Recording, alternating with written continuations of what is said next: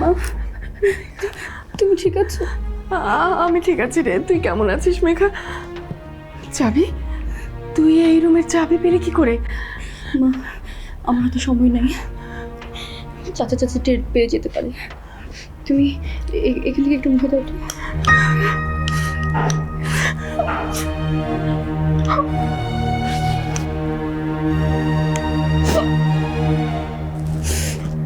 জানো না, আজকে ঈদের দিন আমি সকাল থেকে নিজের হাতে রান্নাঘরে কাজ করছি। এই প্রথম আমি নিজের হাতে সেমাই বানাইছি। কেমন হয়েছে না?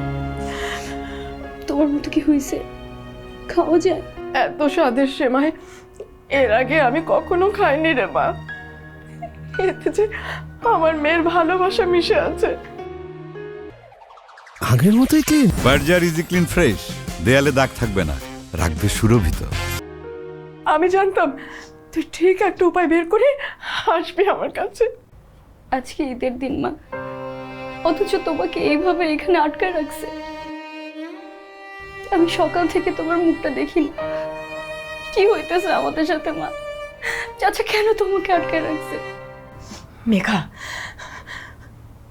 তোকে সত্যটা জানতে হবে মেঘা।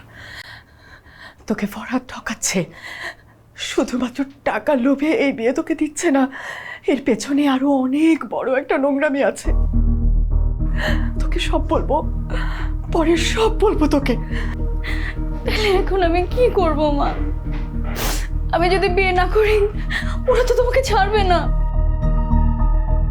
ওরা হয়তো তোমাকে মেরেই ফেলবে। এর চাইতে ভালো বিয়েটা হয়ে যাক। আমার কপালে যা আছে তাই হবে মা। এই বিয়ে করিস না মেঘা, এই বিয়ে করিস না তুই। কিন্তু মা, খবরদার,